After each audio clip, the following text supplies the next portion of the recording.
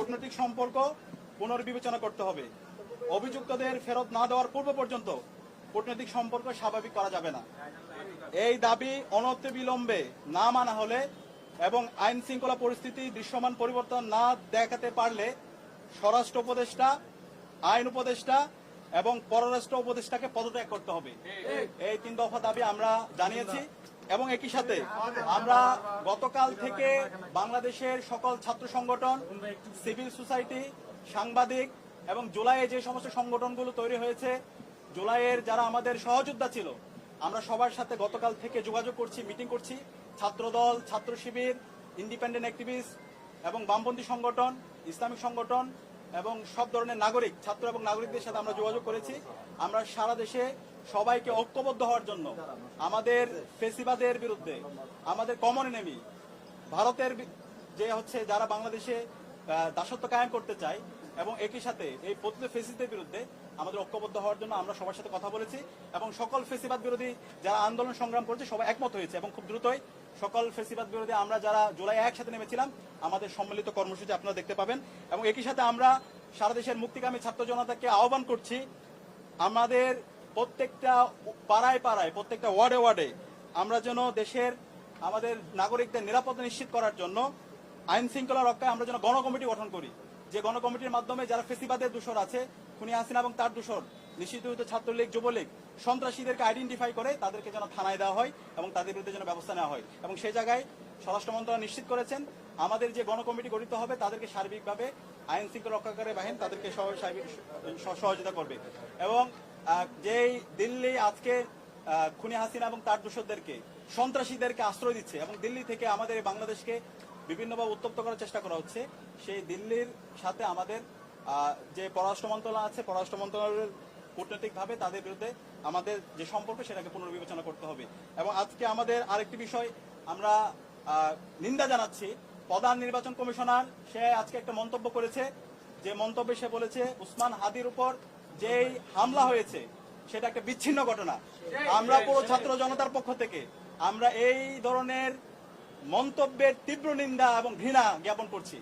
আমরা দ্রুত অনুরোধ করব প্রধান নির্বাচন কমিশনারকে, আপনি দ্রুত আপনার এই বক্তব্য প্রত্যাহার করেন এবং সেটার জন্য জাতির কাছে ক্ষমা চেয়ে আপনার জায়গা থেকে আপনি দায়িত্বশীল আচরণ করেন। তফসিল ঘোষণার পর থেকে আমরা চাই এই দেশের সকল নাগরিকরা একটা সুস্থ পরিবেশে নির্বাচন এবং ভোট দেওয়ার জন্য, সুতরাং ফ্রি ফেয়ার ক্রেডিবল ইলেকশন করার জন্য নির্বাচন কমিশনার থেকে শুরু করে আইন শৃঙ্খলা রক্ষাকারী বাহিনী সবার দায়িত্বশীল আচরণ করা দরকার। একই সাথে রাজনৈতিক দলগুলো দায়িত্বশীল আচরণ করবে। এবং সর্বশেষ আমরা দেখতে পাচ্ছি সারা দেশের যে আদালতগুলো আছে, আইনজীবীরা আছে, বড় অঙ্কের টাকার বিনিময়ে এই পতিত ফেসিস্টদের মামলাগুলো প্রত্যাহার করার জন্য, তাদের জামিনের জন্য তারা কাজ করছে। আমরা ছাত্র সমাজের পক্ষ থেকে হুঁশিয়ার করছি, এই যারা গণহত্যাকারী এবং শিশু হত্যাকারী এবং যারা আমাদের ভাই বোনদেরকে মেরে রক্তাক্ত করেছে, এই সন্ত্রাসীদের পক্ষে যারা অবস্থান নেবে তাদেরকে আমরা সামাজিকভাবে বয়কট করব এবং তাদের তালিকা আমরা সামাজিকভাবে সবাইকে জানিয়ে দেব। এই জায়গায় এই অপরাধীদের বিচারের প্রশ্নে, খুনি হাসিনার বিচারের প্রশ্নে, নিষিদ্ধ ঘোষিত ছাত্রলীগ, যুবলীগ, আওয়ামী লীগের বিচারের প্রশ্নে এবং এই দিল্লির দাসত্বের বিরুদ্ধে আমাদের একটা জাতীয় ঐক্যমত দরকার। আমরা আশা রাখছি বাংলাদেশপন্থী যারা আছে, দীর্ঘ ফেসিবাদ বিরুদ্ধে যারা আন্দোলন করেছে, আমরা সবাই ঐক্যবদ্ধভাবে আমাদের এই ফেসিবাদের পতিত ফেসিস্টদের বিরুদ্ধে এবং খুনি হাসিনার বিচারের প্রশ্নে আমরা ঐক্যবদ্ধভাবে আমরা আমাদের আন্দোলন সংগ্রাম জারি রাখবো।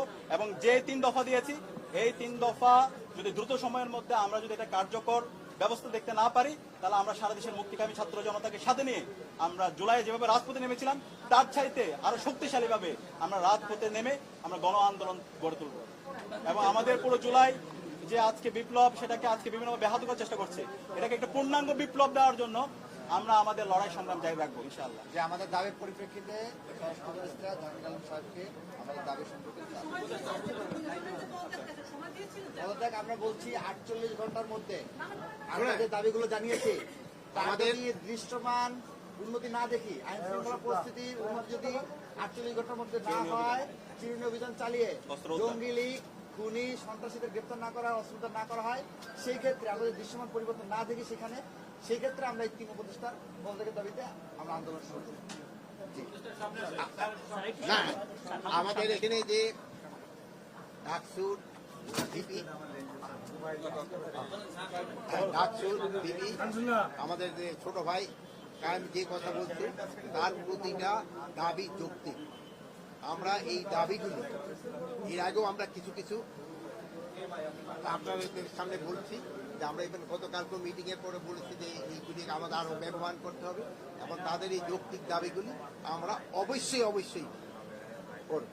এবং এই আরেকটা জিনিস হলো আমাদের ওসমান ভাই এখন যে অসুস্থ, আপনারা তার জন্য একটু দোয়া করবেন, ওই যেন এনি যেন আবার সুস্থ হয়ে আমাদের মাঝে ফিরে আসতে পারে।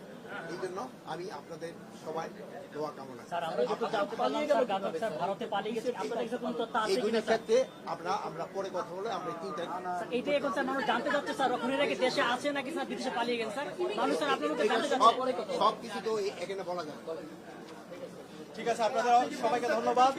আমরা আমাদের দাবিগুলো প্রেস গ্রুপে দিয়ে দিব এবং ওইখান থেকে আপনারা বিস্তারিত পেয়ে যাবেন। ধন্যবাদ। প্রিয় সাংবাদিক বন্ধুগণ, আপনারা জানেন ইনকিলাব মঞ্চের সমাবেশ শহীদ মিনার অনুষ্ঠিত হচ্ছে। আপনার দেশবাসীকে আহ্বান জানাচ্ছি, আপনারা সবাই সচেতনভাবে সেই সমাবেশ অংশগ্রহণ করুন। ধন্যবাদ।